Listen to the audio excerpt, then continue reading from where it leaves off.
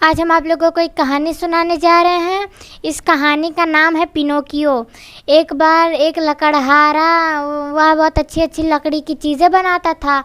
जब वह एक बार जंगल से लकड़ियाँ काट के वापस आ रहा था तो उसने रास्ते में एक अच्छी सी लकड़ी पड़ी हुई देखी और उसने सोचा कि मेरे पास कोई मेरा बेटा नहीं है। मैं इस लकड़ी से अपना एक छोटा सा बच्चा बनाऊंगा जिसका नाम पिनोकियो रखूँगा और उसकी नाक लंबी सी बनवाऊंगा।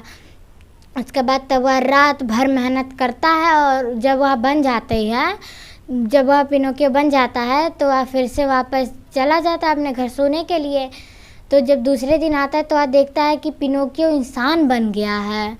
पिनोकियो जिंदा हो गया है, एकदम वह बोल रहा है उससे। उसके बाद तब वह लकड़हारा देखता है और वह सोचने लगता है कि अरे ये तो लकड़ी का लड़का मैंने बनाया था पिनोकियो, तो यह फिर से ज़िंदा कैसे हो गया।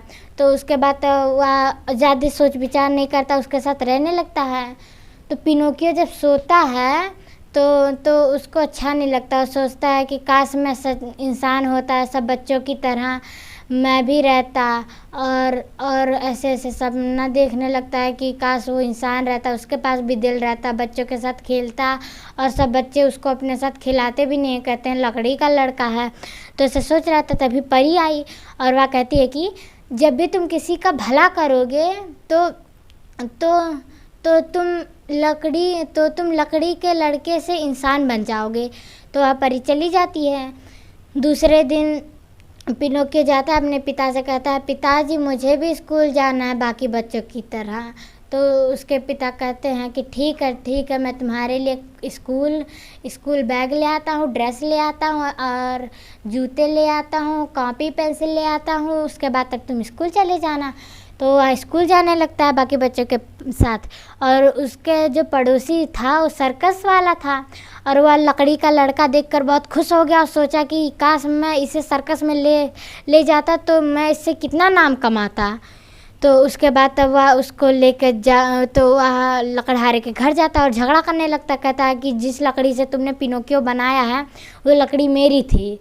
उसके बाद तब कुछ देर झगड़ा करने के बाद वह चला जाता है वहाँ से। उसके बाद तब वह प्लान बनाता है झगड़ा करके, तो उसको पिनोकियो नहीं मिलता तो वह प्लान बनाता है कि वह ऐसे ऐसे करेगा, मतलब जैसे बच्चों को बहला फुसला कर पिनोकियो को भी बहला फुसला कर ले जाएगा, टापू पे ले जाएगा और वहाँ पे पिनोकियो को पकड़ लेगा। तो वह सब बच्चों से कहने लगा कि बच्चों उस टापू पे सर्कस लगा है और वहाँ पे अच्छे अच्छे झूले हैं और जादूगर भी आए हैं और अच्छे अच्छे खिलौने भी मिलते हैं, क्या तुम लोग जाओगे। तो उन लोगों ने कहा कि हाँ हम जाएंगे। सब लोग दौड़ते दौड़ते उस टापू पे चले गए।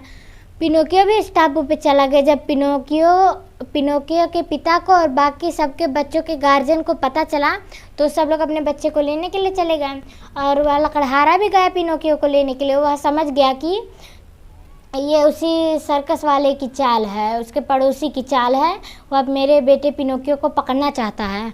तो जल्दी जल्दी जाने लगा। तभी रास्ते में शार्क आ गई और उस लकड़हारे को खा गई। शार्क खा गई। उसके बाद तब पिनोकियो जब देखता है कि उसके पिता को शार्क खा गई, वो भी झट से पानी में कूद जाता है और वो कहता है पिताजी मैं आपको बचाने के लिए आ रहा हूँ। तो जाता है तो वो उसको भी शार्क खा जाती है। तो जब दोनों लोग शार्क के पेट में रहते हैं तो उसके बाद पिनोकियो अपने पिता से कहता है पिताजी हमें इसके पेट में गुदगुदी करनी होगी तभी ये हमें बाहर निकालेगा। तो दोनों लोग मिलकर शार्क के पेट में गुदगुदी करने लगते हैं और उसके पेट में मुक्का मारने लगते हैं। तब शार्क घबरा जाता है और वह फिर से उल्टी कर देता है और पिनोकियो और उसके पिता बाहर आ जाते हैं और शार्क चला जाता है और बाकी बच्चों के गार्जियन भी वहाँ उसे अपने बच्चों के लिए लेने के लिए आ जाते हैं। उसके बाद तब रात को जब पिनोकियो सोता है तब फिर से अच्छी परी आती है। वो कहती है कि तुमने अपने पिता की जान बचाई इसीलिए मैं तुम्हें इंसान बना रही हूँ। तो तो वह इंसान बन जाता है। जब सुबह उठ के देखता है तो आता है ऐसे अपने हाथ को देखता है और उसके बाद झट से अपने पिताजी के पास जाता है, कहता है कि पिताजी पिताजी मैं इंसान बन गया, मेरे पास दिल भी आ गया, मैं इंसान बन गया। खूब अच्छे नाचने लगता है, गाने लगता है। उसके बाद वो दोनों एक साथ खुशी खुशी रहने लगते हैं।